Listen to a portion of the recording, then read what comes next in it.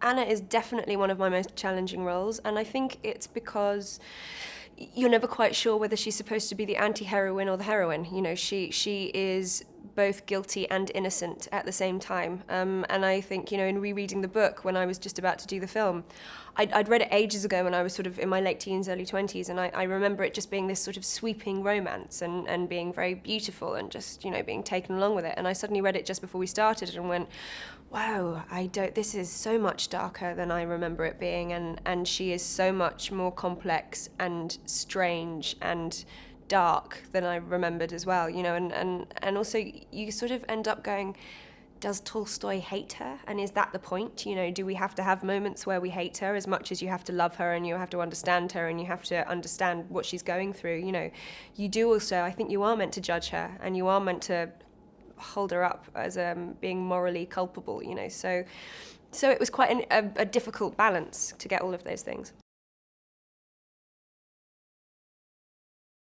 I think Anna's main tragedy is that she can never recognise what's in front of her. She is constantly searching for something else. She has this insatiable want that she can never satisfy. So whatever love she has, it's never enough. She doesn't recognise the love of her husband, for example. She doesn't, as soon as that initial lust and romance of the first spark of the Vronsky relationship happens, it's never enough. Beyond that point, she can't recognise that relationships change and that there are different forms of love. You know, she's constantly searching for something that is completely unattainable. And once she realises it's unattainable, I think that's the path to her destruction. This is our third film together, mine and Joe Wright's. We started off with Pride and Prejudice. I can't even say it. We started off with Pride and Prejudice, and then Atonement, and now Anna Karenina. And I don't know. People always sort of ask us, you know, why does it work between you? What makes it work? And I really don't know the answer to that. I think we have very similar tastes. We both work very hard. You know, he's somebody that demands everything from the people who work for him, and I really respect that, because I think if you're going to try and make anything, if it's going to be worthwhile, I think it has to be the most important thing in the world for that moment that you're making it, and he always sort of instills that belief in everybody that works with him, which I respond to very well. But I don't know what it is between us that makes it sort of gel like it does.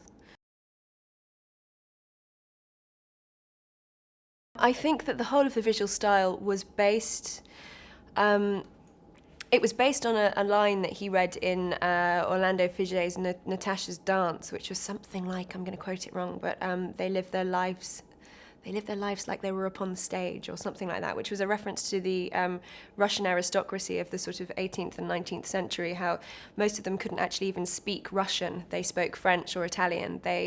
Their etiquette was French, their clothes were French, their houses were built in the French style, their food was predominantly French.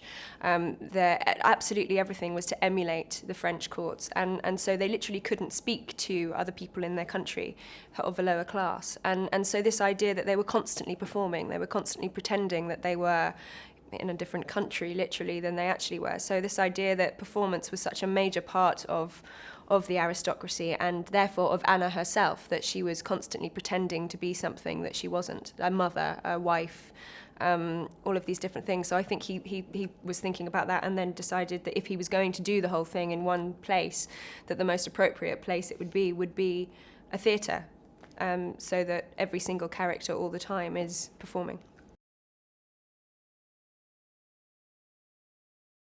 A terrible dancer, naturally. I like jumping up and down. I really enjoy dancing, but I'm really not good. And this was so, I mean, you know, Joe was always very definite about wanting to use movement and to develop a sort of a style of movement for the whole thing. And we were really fortunate to work with a choreographer called Sidi Labi Chikuri, who is just a phenomenal talent, and really created sort of through movement and dance an intricate part of the storyline, I think.